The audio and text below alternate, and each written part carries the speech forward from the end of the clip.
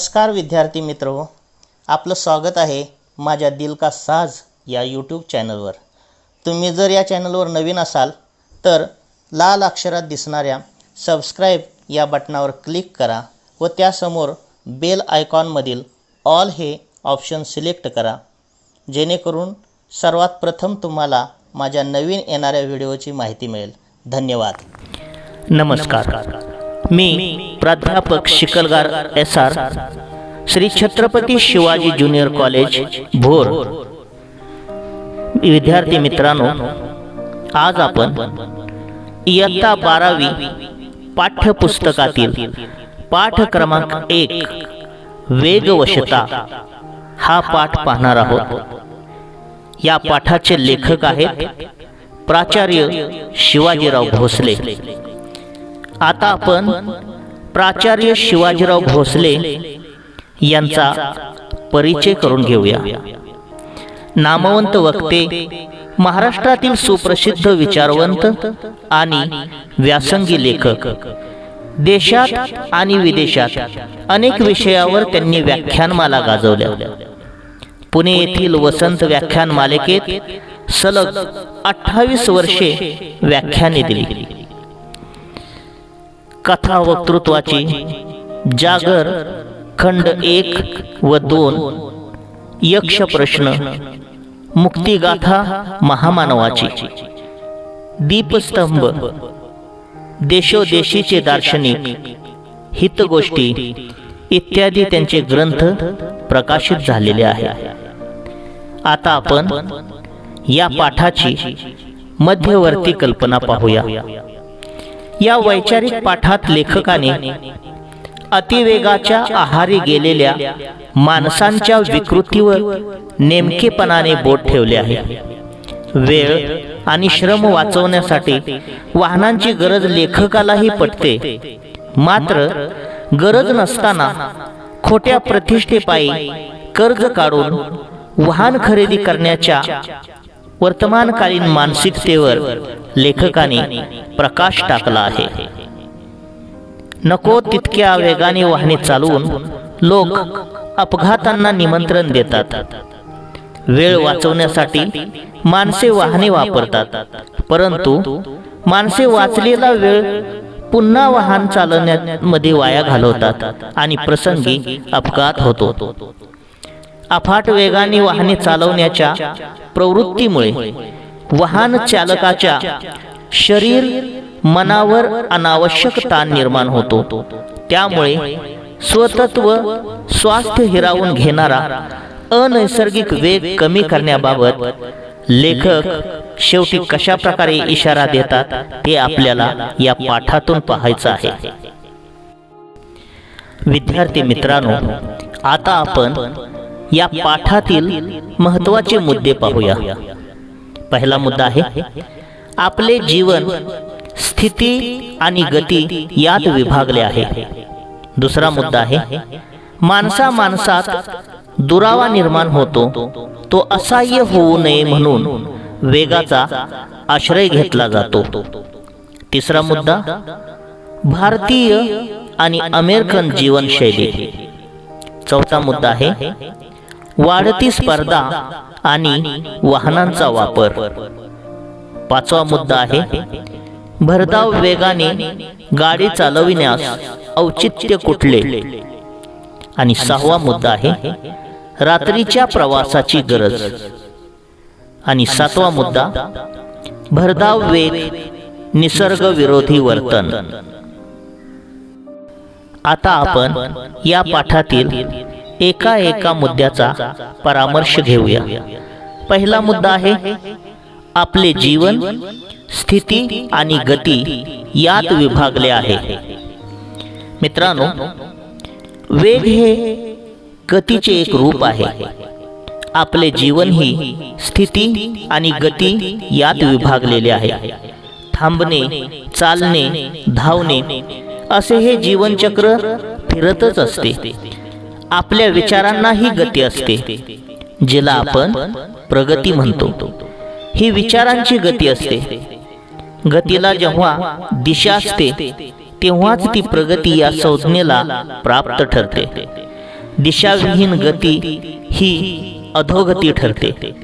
आजच्या जीवनात विलक्षण वेगवानता आढळते. रस्ते वाहनांनी व्यापलेले असतात. माणसे घरात राहतात म्हणूनच अल्पकाळ तरी स्थिर असतात. एरवी ती गतीपायी आगतिक होतात. अहोरात्र भरभरणारी आणि थरथरणारी वाहने पाहिली म्हणजे आश्चर्य वाटते. ही वाहने आली कुठून आणि आली कशी आणि कशासाठी? पूर्वी देशोदेशीचा इतिहास घडला, लोकांनी जगप्रवास केला, पण आजच्या एवढी अवखळ वाहने कोठे दिसत नव्हती. आता माणूस दारात आला की वाहनावर आरूढ होतो. थोडा वेळ असतो, कामे बरीच असतात, पायी चालत ती उरकता येत नाहीत. जीवन हे दशदिशांना विभागलेले आहे. मुलांची शाळा एका टोकाला, आपले कार्यालय दुसऱ्या टोकाला, मंडई एका बाजूला, तर दवाखाना दूर कुठल्या तरी दिशेला. जीवनाची ही टोके सांधणार तरी कशी, जोडणार कशी? शेवटी गती ही घ्यावीच लागते. परंतु यथाप्रमाण गती ही गरज आहे व अप्रमाण, अवास्तव आणि अनावश्यक गती ही विकृती आहे. आपली कामे यथासांग पार पाडावीत एवढा वेग जीवनाला असावा. त्यापेक्षा अधिक वेग म्हणजे अक्षम्य आवेग म्हणावा लागेल आणि तो आत्मघातकी ठरतो. विद्यार्थी मित्रांनो, यानंतर दुसरा मुद्दा, पुढचा मुद्दा आहे माणसा माणसात दुरावा निर्माण होतो. तो असह्य होऊ नये म्हणून वेगाचा आश्रय घेतला जातो.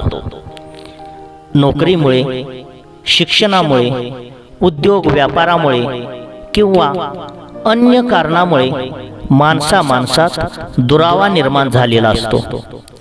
अंतरावरच्या गोष्टींशी जवळीक साधण्याकरिता दूरवर जावे लागते आणि हा दुरावा असह्य व जाचक झाल्यामुळे लोक वेगाचा आश्रय घेतात. पुढचा मुद्दा आहे भारतीय आणि अमेरिकन जीवनशैली. अमेरिकेसारख्या विकसित देशात माणसे वेगाने जीवन जगतात. घरोघर आणि दरडोही वाहन उपलब्ध असते. रस्ते रुंद, सरळ, निर्विघ्न आणि एकमार्गी असतात. घरे, कार्यालये, बाजारपेठा यात निदान 100 मैलाचे अंतर असते.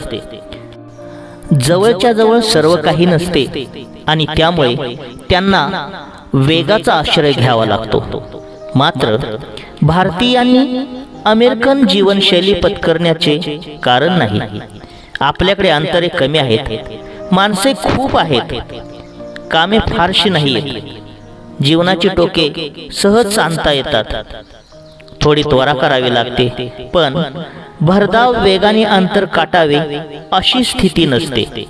मुंबई सारखे विस्तीर्ण नगर गाड्यांनी सांधलेले असते. गाड्या रुळावरून चालतात, त्यात भरकटणे फारसे नसते. गाडीत चढले म्हणजे माणसाचे धावणे थांबते. खरी अडचण असते ती रस्त्यावरून येणाऱ्या जाणाऱ्या 2 आणि 4 चाकी वाहनांची. त्यांचा वेग मर्यादित ठेवला तर ती साधने म्हणून उपयोगी पडतात. वेळ आणि श्रम वाचवण्यासाठी त्यांचा उपयोग होतो. पण अनेकदा असे घडते की वाचलेला वेळ घालवावा कसा हे कळेनासे होते आणि मग तो घालवण्यासाठी पुन्हा माणसे वाहनाच्या आहारी जातात. आरंभी माणसे वाहनावर स्वार होतात आणि मग वाहने माणसावर स्वार होतात, म्हणजे त्यांचा नक्कीच अपघात होतो. कामापुरते आणि कामासाठी वाहन आणि आटोक्यात राहील तेवढाच वेग हे तंत्र अनुसरले तर जीवन अर्थपूर्ण होईल. आपले जीवन अधिक प्रमाणात आपल्या वाट्याला यावे, ते कृतार्थाने जगता अनुभवता यावे, त्यासाठी उसंत लाभावे म्हणून वाहनाचा वापर करायला हवा. आता आपण पुढचा मुद्दा पाहूया, वाढती स्पर्धा आणि वाहनांचा वापर. इतरांशी मानसिक स्पर्धा करण्यासाठी किंवा आपल्या ऐश्वर्याचे प्रदर्शन घडवण्यासाठी गरज नसताना कर्ज काढून वाहने खरेदी करणारी माणसे समाजात आढळतात. कोणतेही महत्त्वाचे काम नसताना पत्नीला मागच्या बाजूला बसून आधुनिक दुचाकीने सहज फेरफटका मारून आले म्हणजे अनेकांना बरे वाटते. पण आहेच वाहन तर 4-6 मैलावरचे एखादे निसर्गरम्य स्थान किंवा मंदिर पाहण्यासाठी ही माणसे का जात नाहीत बरं? एखादा लक्ष्मी रोड, महात्मा गांधी मार्ग किंवा जंगली महाराज रस्ताच का पसंत केला जातो? देहू, आळंदी, सिंहगड, पनेश्वर, विठ्ठलवाडीकडचे रस्ते का दिसत नाहीत? वाई, सातारा, फलटण, कराड अशा गावी वाहनांची एवढी निकड आहे का? शेतमळ्यात जायचे असेल तर तातडीचा भाग म्हणून कधीतरी वाहन लागेल. आपले राहणे गावाबाहेर होत असेल तर वाहनांचा उपयोग होईलही. पण सहज आणि सुखाने येणे जाणे सोडून वेगाने एरझाऱ्या कशासाठी घालायच्या? आहेच गाडी तर मारूया चक्कर, अशी भावना बाळगून रस्त्यावर अडचणी निर्माण करणारे रसिक संख्येने वाढत चालले आहेत. आता पुढचा मुद्दा पाहूया. भरधाव वेगाने गाडी चालविण्यास औचित्य कुठले? वाहन हे वेळ वाचवण्यासाठी असते, ते वेळ घालवण्यासाठी नसते. त्याचा वेग बेताचा असणे अगत्याचे असते. माणसे चालू आणि पळूही शकतात, पण रस्त्याने कोणी चालण्याऐवजी पळू लागला तर त्याचे कौतुक करावे का? अपेक्षित स्थळी वेळेवर पोचता येईल अशा बेताने वाहने चालवण्याऐवजी उगाचच भरधाव वेगाने चालवण्यात औचित्य कोणते असते? वाहनाचा वेग वाढला म्हणजे त्याच्यावरचा ताबा कमी होतो. त्यामुळे वाहन मागे टाकून पुढे जाण्याच्या हव्यासामुळेच अपघात होतात. या पुढचा मुद्दा आहे रात्रीच्या प्रवासाची गरज. खरोखरच रात्रीच्या प्रवासाची गरज आहे का? एखादा नोकरीचा इंटरव्ह्यू, तातडीची औषधे, रक्तपोहोच सेवा किंवा यासारखे एखादे तातडीचे काम याकरिता अपवादात्मक परिस्थितीमध्ये रात्रीच्या प्रवासाची वेगाची गरज असते. पण हा वेग अवेग नसून योग्यच असला पाहिजे.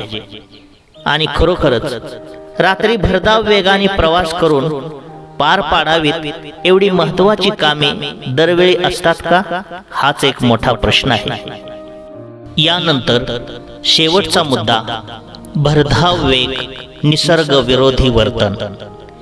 वाहनाचा वेग अनिवार्य झाला तर चित्ताची व्यग्रता वाढते. डोळ्यावर, मनावर, शरीरावर ताण पडतो. शरीरभर अनावश्यक स्पंदने निर्माण होतात. हादरे बसून मज्जातंतू आणि मणके कमकुवत होतात. कमरेची आणि पाठीची दुखणी ही वाहनधारकाची तर व्यताच असते. उठणे, बसणे, चढणे, उतरणे, चालणे, वळणे, वर खाली पाहणे या मुक्त हालचालीचे संगीत विसरून स्वतःला वाहनाशी जकडून ठेवणे आणि वाहनाचा वेग अंगीकारून आपल्या शरीर व्यापारात अडथळे निर्माण करणे हे धोरण निसर्गविरोधी आहे.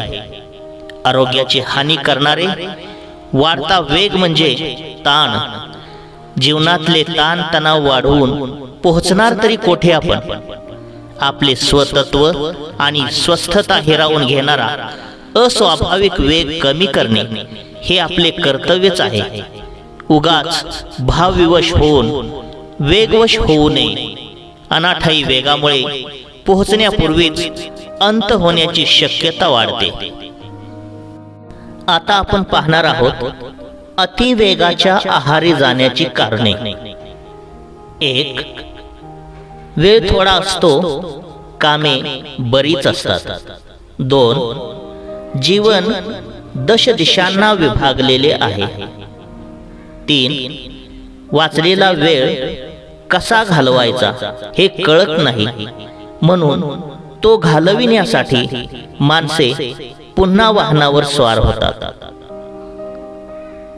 4. इतरांशी मानसिक स्पर्धा करण्यासाठी. 5.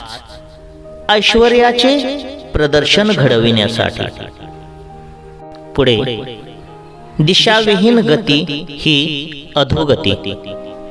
दिशाविहीन गतीमुळे काय काय होते ते पाहूया. 1. चित्ताची व्यग्रता वाढते. 2. डोळ्यावर, मनावर, शरीरावर ताण पडतो. 3. शरीरभर अनावश्यक स्पंदने निर्माण होतात. 4. हादरे बसून मज्जातंतू आणि मणके कमकुवत होतात. 5.